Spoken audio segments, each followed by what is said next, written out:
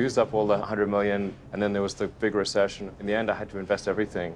Why did you want to take the risks in these businesses that you've gone into? I have to say, at times I've wondered. But you know, like, creating a company is almost like having a child. So it's sort of like, how do you say your child should not have food? You have to feed it and nurse it, Yeah. take care of it, even if it ruins you. Yeah.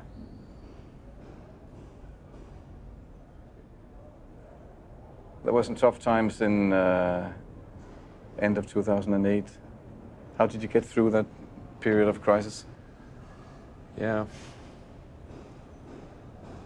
Can we just break for a second? Sure, of course. Yeah. Man, I sure hope it was worth it. Sure hope so. Let me. Sure hope it was worth it.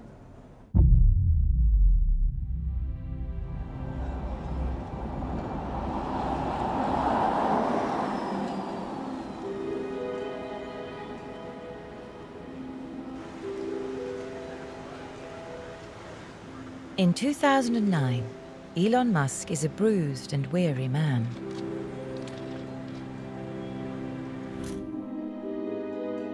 The father of 5 has invested all of his money in his 2 companies: SpaceX, making rockets, and Tesla, electric cars. Running a company does have its drawbacks. A friend of mine, he has a good phrase. It's like eating glass and staring into the abyss. And you agree with that? Yeah. And if you don't eat the glass, you're not going to be successful. This is Elon. Tesla narrowly scraped through last year's global financial crisis. And now Elon has a new car, the Model S, that he hopes will be the first mass-produced all-electric car in history. All right, again, thanks for coming here. I think you'll be pretty excited about what we're about to unveil. Somebody pick me that flashlight. I really believe that the sedan is absolute vaporware. There is no way that Tesla has the cash on hand in order to be able to truly develop their own sedan.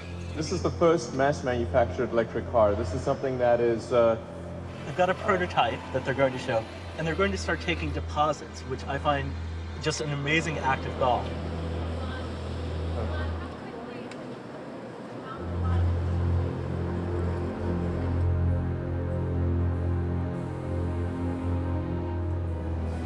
Just been a very, very high workload, and then between SpaceX, Tesla, and kids, there's just really not enough time in the day, so not enough time to sleep. It was really awful. He'd plowed his money into Tesla and SpaceX. He was under incredible stress. I was worried he was going to have a heart attack. I just kept thinking, God, I've just got to keep this guy alive. You know, the honest answer is I'm not looking forward to the party tonight.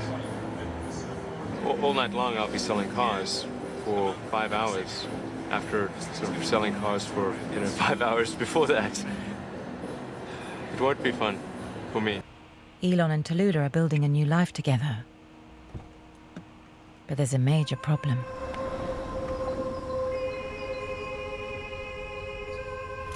Court documents from Elon's divorce show that for months he's been using emergency loans from friends to pay his divorce costs and living expenses. A year after promising the world's first mass-produced all-electric car, Tesla has so far only made a few prototypes and has neither the factory or the staff to produce the cars. Elon decides to gamble.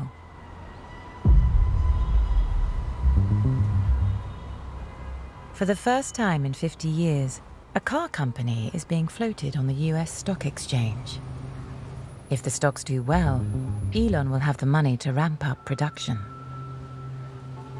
He'll know his fate by the closing bell. Tesla Motors, they're making their debut on the NASDAQ today. Now, the company has yet to make a profit, even for a single quarter. You know what? This company has yet to make a dime. It has lost $290 million. Tesla says sell, sell, sell. You don't want to own this stock. You don't want to lease it. Heck, you shouldn't even rent the darn thing. I think Elon was pretty stressed out that day. You could see it on his face that he was under some under some pressure and worried about how it was all going to come together. Elon, a huge day for Tesla, the company going public. Like many startup companies, you lose money. The company has lost about $260 million since its inception. You're going public. You want the public to invest in Tesla.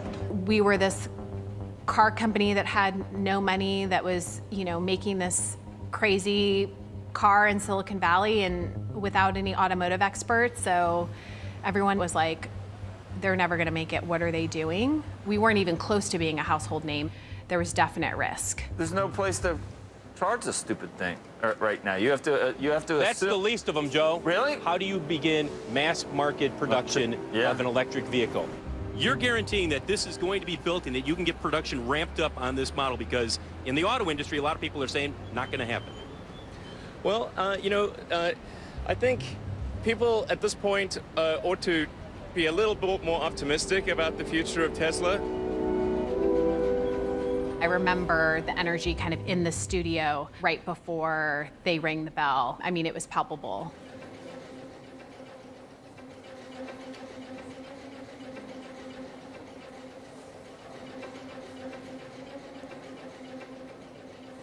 Well, big losses on Wall Street today, as we've been reporting, and it's just the same for just about any US stock you care to name, except one.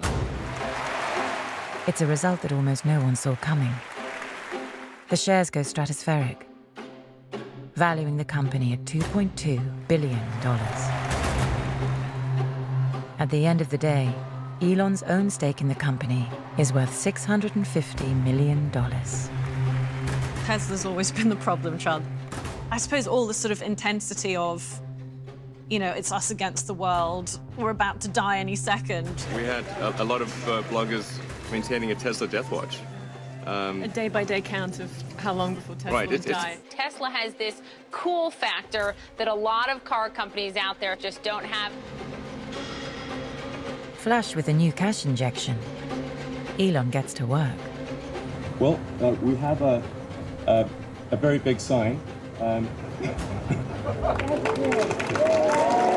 He buys a factory in Fremont, California for $42 million. It has the capacity to mass produce the Model S.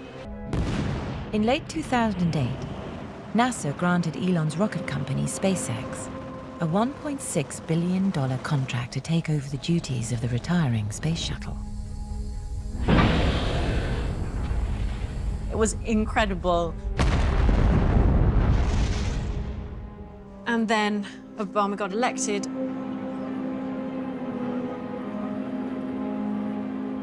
It was a sort of amazing moment in history. And so we sat on the stage for his inauguration.